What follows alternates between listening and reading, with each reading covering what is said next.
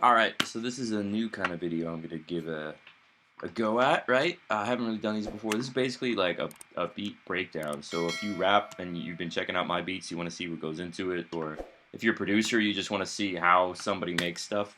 I'm not going to be teaching like a specific technique. I'm just going to be walking you through how I do things. So, because sometimes I think people just learn better when they can just see somebody kind of work, right? Rather than like, hold their hand. So anyway, here we go. This beat is called Sweet Squeeze. I'm putting this on streaming, as well as on like my BeatStars and my web store if people want to lease it and stuff. Or if you just want to listen to it, that's cool too. I'll put all those links in the video description. But let me just show you how I built this up, right? So first things first, this was a reference track that I made, kind of informed by Juicy by Doja Cat, right? So the first thing I did when I listened to that track, the first thing I heard was like the melodic material. So this is the first part that I kind of put together here. I just recorded these MIDI tracks in through an arpeggiator. So, and I layered them, right? So here's the first layer. It's a little kalimba sound. And then I thicken that up with this.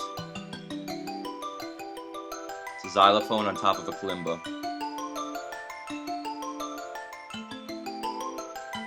So it has the thickness of the xylophone lower, and then the kalimba has more sparkle on top. And then on top of that, you listen. This is just like a Rhodes sound to fill it in even further, right? Rhodes, electric piano, whatever. And then also by having these three, you can see here I have a couple different ways of layering it to get different colors. So like this is thicker, where like in this section it's lighter, right? Oh, my bad. Oh yeah, sorry, yeah, it's lighter kind of because it's just the kalimba, but I transform these notes and stretch them out into chords on this Thorn synth, which I could pull up. It's a really good synth if you're interested. From Plugin Alliance, highly recommended. Super cool. Anyway, so yeah, you can hear the melody over the top, and then the synth is filling it in.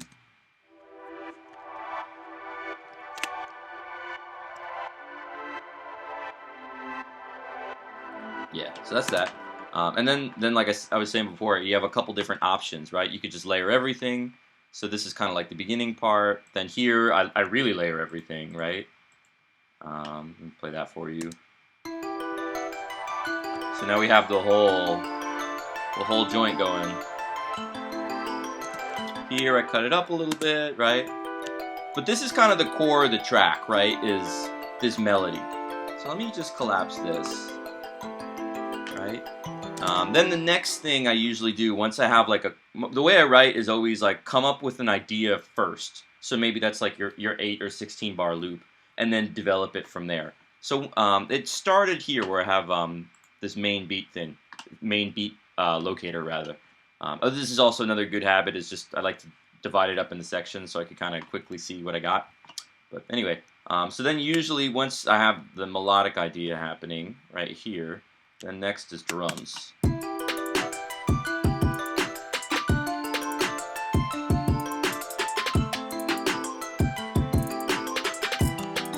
Right?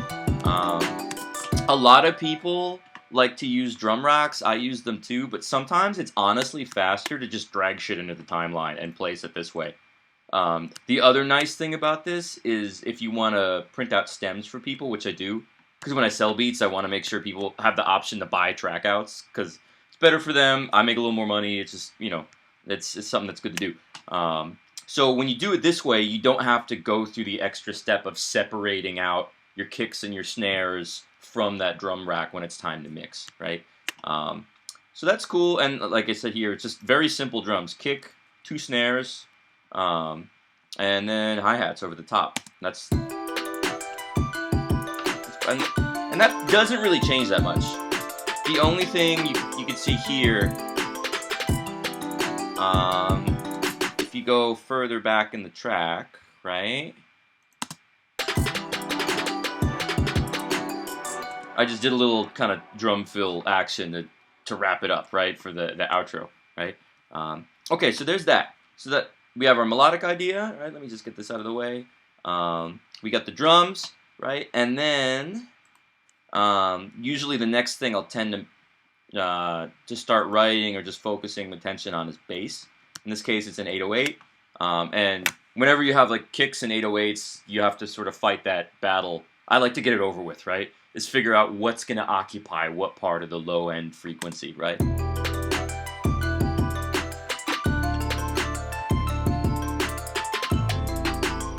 So this is just like a really slidey 808 sample. I think it's a single, yeah, it's a single sample. It's from the Cymatics World 808 pack. Awesome, right? They make good shit. I like what they do. But yeah, it's just a single sample that's getting transposed around. Usually I load up those 808s and it's just like not super interesting at first.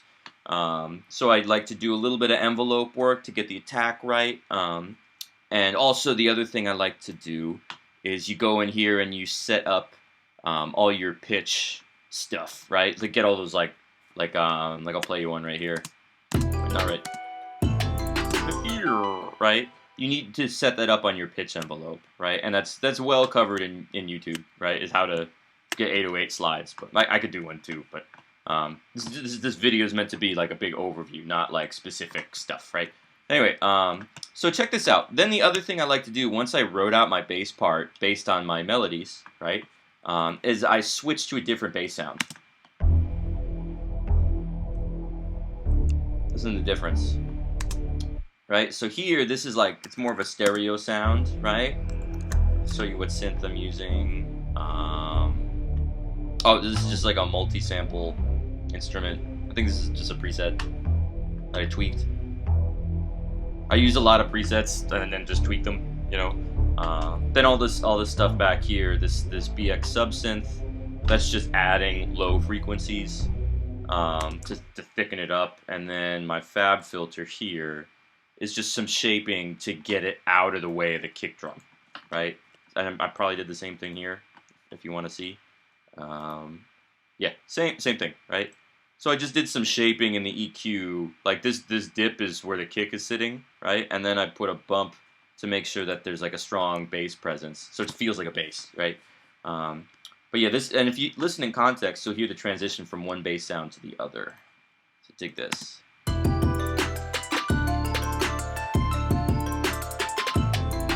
Mug. It's a synth.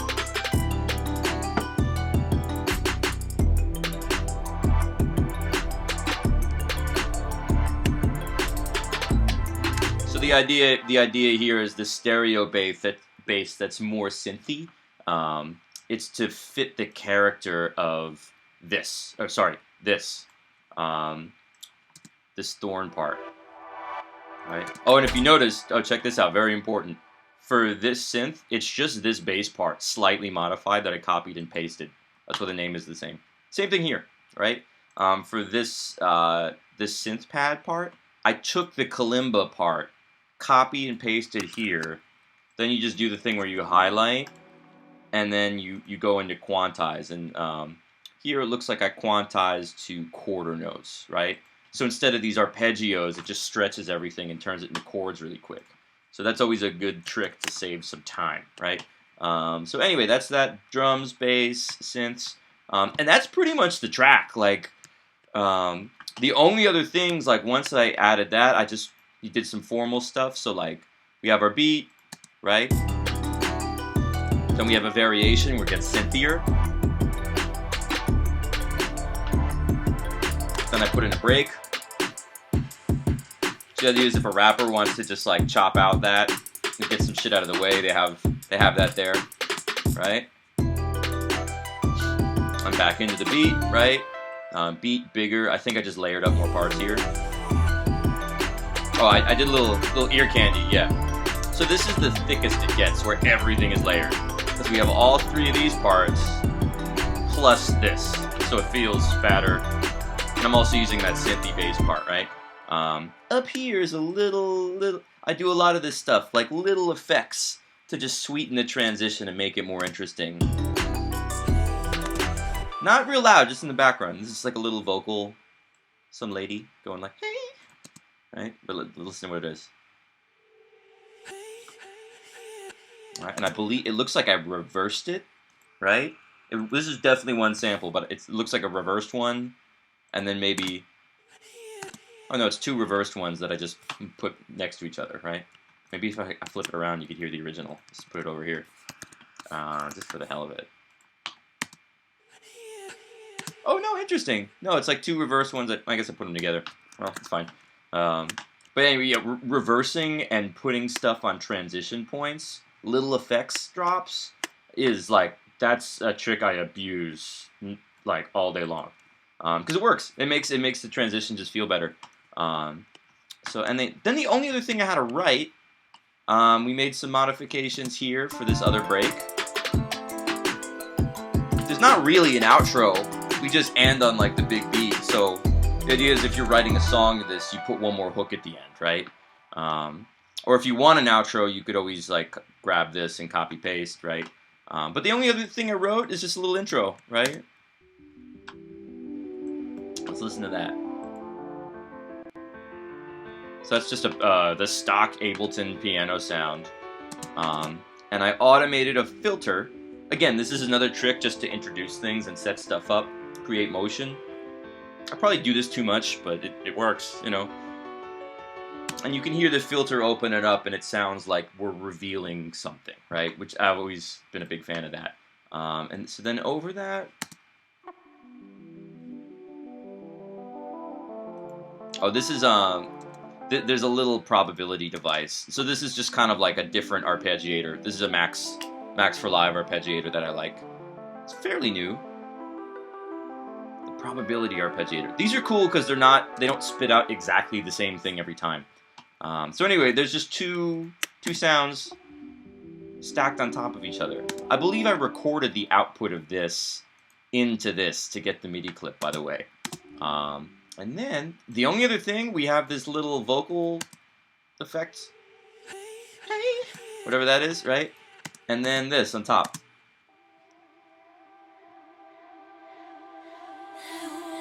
Sounds like the same gal, perhaps.